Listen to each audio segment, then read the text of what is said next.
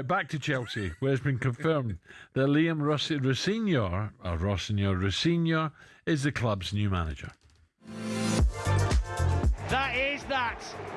And boos ring around Stamford Bridge. Chelsea 2, Bournemouth 2. My goodness, that is very much 2 drop points. We now have official confirmation that Chelsea and Enzo Maresca have parted company. Enzo Maresca no longer the Chelsea manager. Liam Rosenior has signed a contract with Chelsea that will take him through to 2032. He is in the position that anybody in a big company who is offered a huge position would be. Why would you not take it?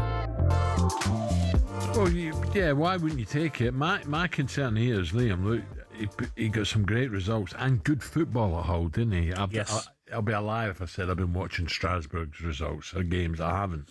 But at Hull, I thought, oh, yeah, this guy's got a future.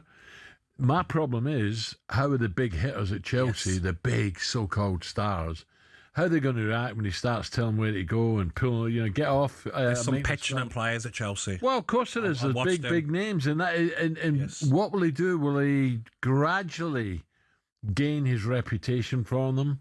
Or will he try and quick fix say, I'm not having that off? I think, Al, when a manager comes in on a 6-year deal and the way he's come in, the players, if I was the player, I'd be saying, he's here for a long time. This isn't a case of get bad results in your first 10 and he's gone. No, he's got him here for a while. So you have to Gabby, shut up. If I'm being honest, it was a bit of a surprise to me. Right? 6 years. I'm not going to lie. Yeah, I thought, whoa, what a job that is from him. It surprised me. John is now, as a man, has been very vocal about the situation, saying he didn't want Liam to accept the job as the founder of Chelsea Fan TV, Alex Harris. Alex, a very good morning. Good morning, Alex. Good morning. How are we doing, right, guys? Alex, I've just highlighted one or two things that I think could be a problem. The big hitters at Chelsea. Who's this guy? Who is he? Who did he play? You know what egos are like in football. What is your biggest worry and problem of this signing? I mean, to be fair, I did know who Liam Rosenior was, so I guess that's better than Maresca if we're going to start off on a positive. But it is arguably the most underwhelming signing that I've seen for Chelsea in terms of management in my lifetime. Every single manager that we brought in under Abramovich, you said, you know what, this guy's had a history. He's won things at international level. Wherever they've been, they've had success. Under Clearlake, we changed things with Potter, but at least you could justify the fact that he climbed the football pyramid. What Potter did in Sweden was exceptional. And to be honest, he did deserve a better job than Brian, but just didn't work out. And then you bring in Pochettino, who worked under Daniel Levy for 5 years. You'd think, okay, you can do that under Clearlake. Can't even last a year. And you finally have success with Maresca, and you decide you want to sack him because he wants a little bit of control. So ultimately, the long and the short of it is they need someone they can control.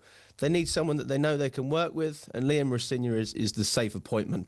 I thought Chelsea were going the right way, to be honest. 17 points off Arsenal. Out. Liverpool have been a shambles this season. Liverpool are above them by 3 points. So you look at the league table, they're 11 points behind. Liverpool were the champions, weren't they, last year? And they're 11 points behind Aston Villa. And the money that Chelsea have spent, they should be doing a lot better, shouldn't they, Alex? Well, I would say this, though. We're still in every competition. Last season we were out of the Carabao Cup. We were out of the FA Cup early doors. Yeah. We're still in both competitions. We didn't have the opportunity to rotate as heavily this year as last season, which is one of the reasons people complained when we did some of these strange substitutions. Now we know Maresca didn't even have control. It was the medical staff with the backing from the ownership. They had the final say, which is why... which I think is the final straw as to why Maresca left, because he just said, this is ridiculous. But no, I don't think that it was a disaster this year. Listen, we were struggling, no doubt, but we were very much in the race for top four. That's not enough, though, is it? A domestic trophy would have been massive for us. It's not enough, though, is it? Like, top four, the money you spent. Come on, top four's not enough for Chelsea. I'm not having it. I'm not. No, it's not enough with the money that we've spent, but we didn't spend money to win straight away. And that's where you just have to use critical thinking, right? If we'd have signed Osimhen and Elise and all these guys, it's different. But we didn't sign them. We signed Garnacho, we signed Delap, we signed João Pedro. This is the quality of players that we signed. We signed mid-table players, essentially.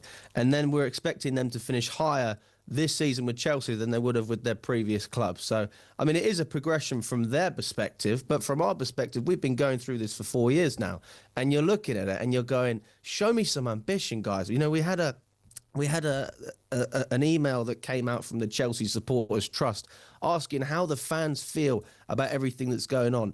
And to be honest, it's quite level-headed. I don't know how so many people didn't vote the opposite direction, but 67% have a strong disagreement on Chelsea demonstrating having a clear and effective plan on football leadership, including the head coach.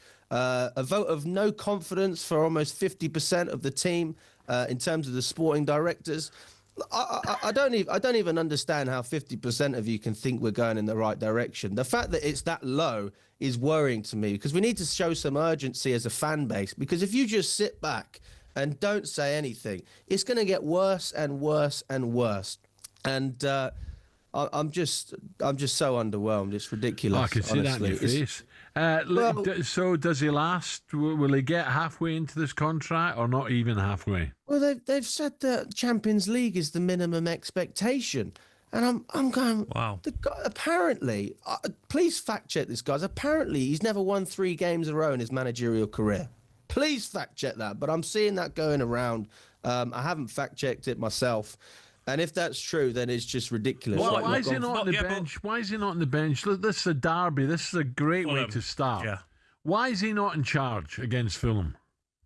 Well, I think that was his decision. He wanted to have a couple of days of training so that he could implement his philosophy, whatever that means. Alex, maybe if that fact is correct, I'm not sure, but what he's done at Strasbourg, what he's done at Hull, I mean, he's gone to Strasbourg, first time in 8 years, got them European football. They're in the top 7 at the moment. They're top of the Conference League. What he done at Hull as well, went to Hull, kept them up, second season, playoffs, missed out on the last day of the season, and then got sacked.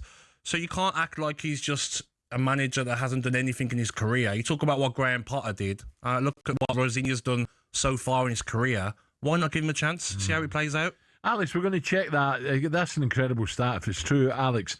Alex, thank you. Enjoy the Fulham game. Host of Chelsea Fan TV, Alex Harris there. Give him a chance. He must have won 3 games, surely. We'll check that out. Give him a chance. I'm giving him a chance. I think it's a surprising appointment for me. But no. I want to give him a chance. What's surprising is Ole Gunnar Solskjaer's going to get the Manchester United job for 5 months again. That's surprising.